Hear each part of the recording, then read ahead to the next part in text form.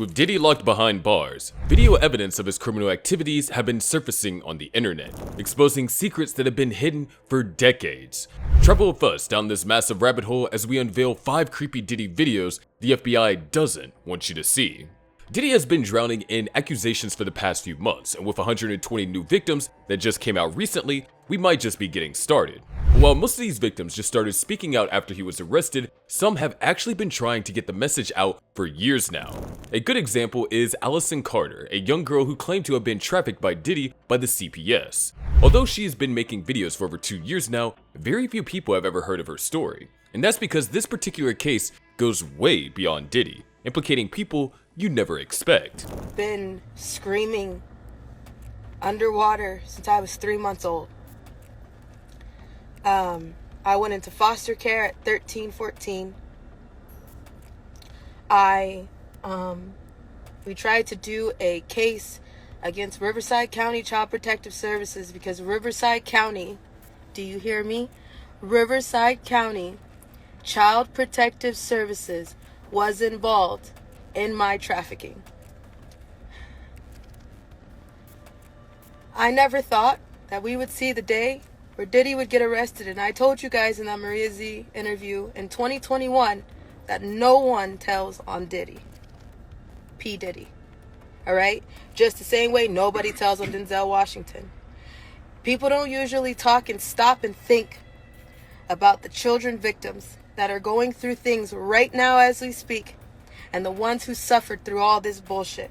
We've tried to tell you everything that we can, and now we have people messaging us, investigators, people that want to talk now, when now it's because it's trending. In an earlier video, Ellie details her experience as a party favor at a freak-off party, and it might be just one of the most disturbing things you ever heard. Diddy parties. Those are assault parties, and I was one of the kids that was one of the party favors. And a party favors means that you're set on top of a table and you're used as a toy for anybody who comes across the table or who wants to party at a certain time of night when the music stops and then the DJ starts flashing all these lights and they close the doors, and then everybody turns into like a frenzy and starts going into a crazed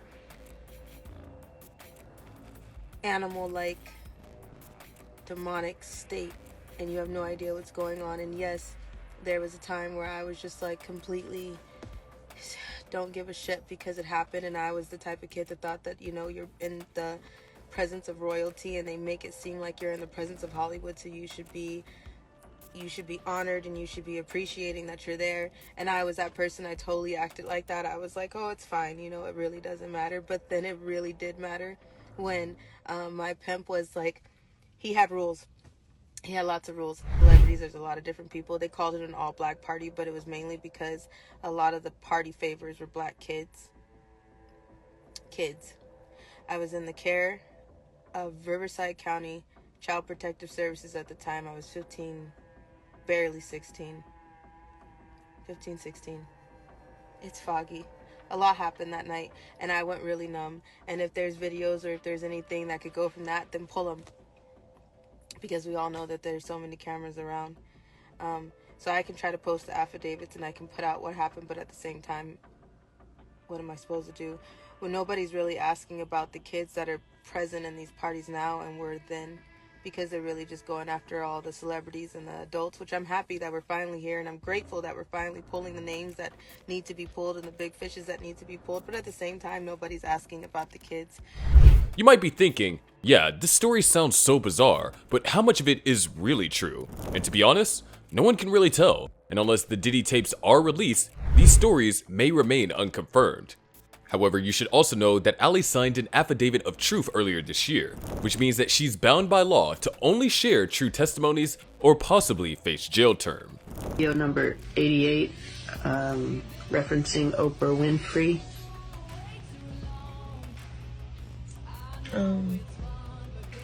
The first time I met Oprah, I was 15 years old.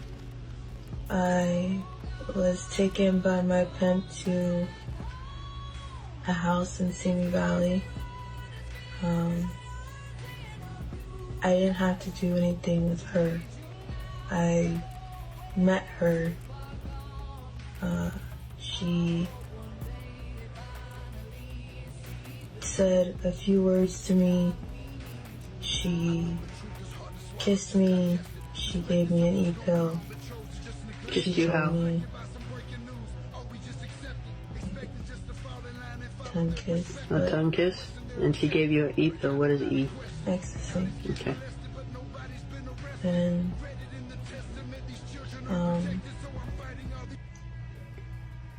I had to have sex with someone she said moves money. That's all she told me. By the time I got in there with him, I was really high. So I didn't have anything to do. Did she comment on your physical appearance? Yeah, she said I had a nice smile. Did she ask you to call her anything in particular? Auntie. While most victims who suffered at the hands of Diddy and his friends only talked about the forced intercourse, Ali took things to a whole new level when she exposed the alleged satanic rituals that would go on at these freak-offs. Yes, there were shrines used for rituals. There's bloody places. There's parts where there's limbs. People cut off limbs and want you to have sex in it. There's blood. There's blood that I don't even know who it belongs to. There's a lot. But even though the claims in these particular videos are pretty wild, these next videos will confirm some of them. As of right now, there are a few things that we know about Diddy's freak-off parties. For one, these parties are more like after parties, and this is the part many people don't really understand. You see, Diddy has been known to be a party animal for decades now, which is one of the reasons he got so famous and had so many powerful friends. They loved to attend parties, and Diddy loved hosting them. Yeah. Now, you're legendary for the parties that you throw. You throw a great party. I'm a legend, baby, for a whole bunch of things. Yes. You know. However, not every Diddy party was a freak-off party. See, Diddy's parties came in layers. First, there's the regular party everyone who was anyone could attend. Back outside, boys, toting 70 on the strip, I'm ready to die.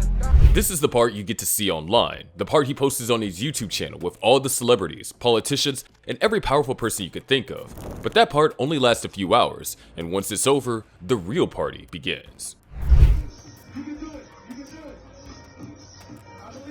It's wasted.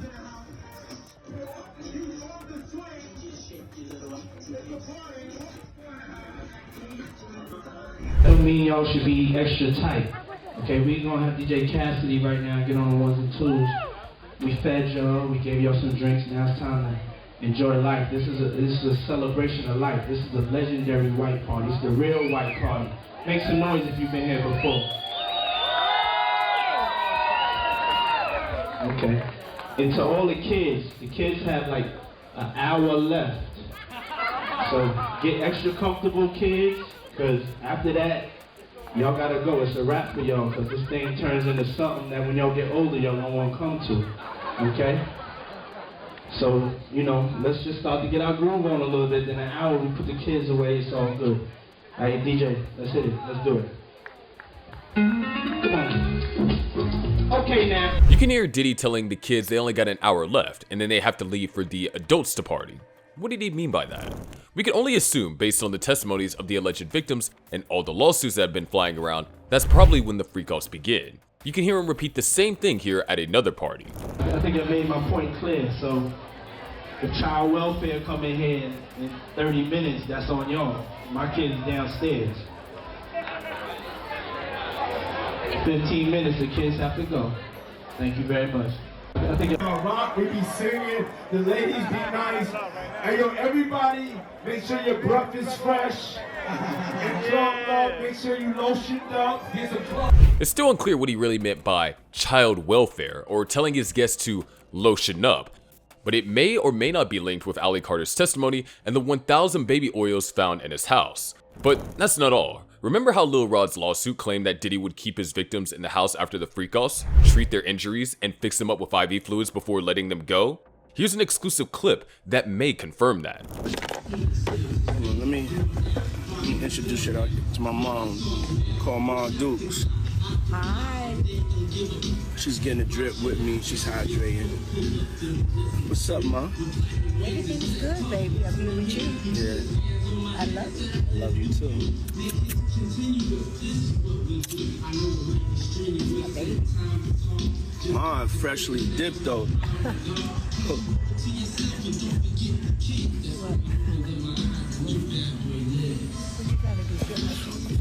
I was just trying to show you. Now, we can't say for sure whether Diddy's mom was also at these freakout parties, but according to what the lawsuit says, it looks like she was also trying to recover some days after partying. Speaking of Diddy's mom, she recently put out a statement defending her son, saying, "It's heartbreaking to see my son judged not for the truth, but for a narrative created out of lies. I am not here to portray my son as perfect, because he's not. He has made mistakes in his past, as we all have." Although she admits that Diddy was violent towards Cassie, which was caught on tape, Diddy's mom casually dismissed every other allegation against him as lies, while asking for support from his fans, colleagues, and friends.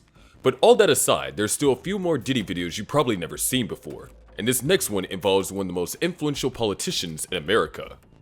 Diddy and Obama have been friends for a long time. Although Puff isn't exactly a politician, he's been very active in the scene, especially since Obama ran for president.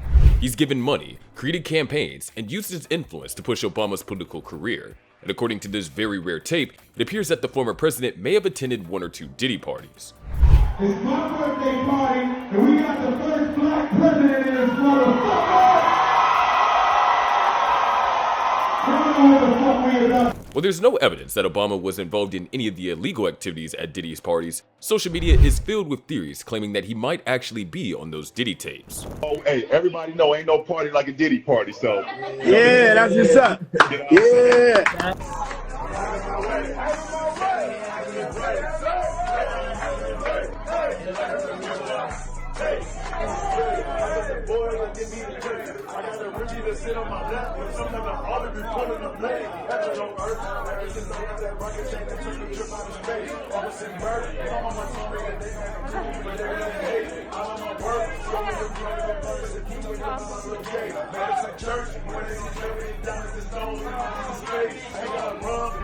Justin Bieber is one of the names that keeps popping up every time we talk about Diddy, and that's because many people believe he was a victim of Diddy's assault.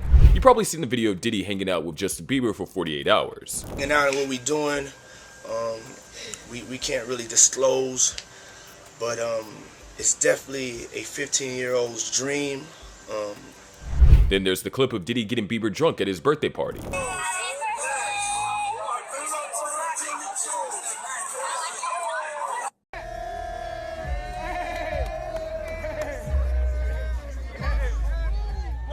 However, here's one clip you probably never seen before. Got me a Lamborghini. Yeah. Oh, well, that's nice. I haven't gotten it yet, though. Yeah, I know. When is that coming, that Lamborghini? We talked about this last He time. had the Lamborghini for a day or two, and he had access to the house, and he knows better than be talking about the things that he does with Big Brother Puff on national television. I don't know about you, but something about this clip gives me the creeps. You can see Justin's expression suddenly change immediately. Diddy shuts him down before he talks about things he's not supposed to. So the question is, what is Diddy trying to hide? And will it ever see the light of day? We'll have to wait to find out.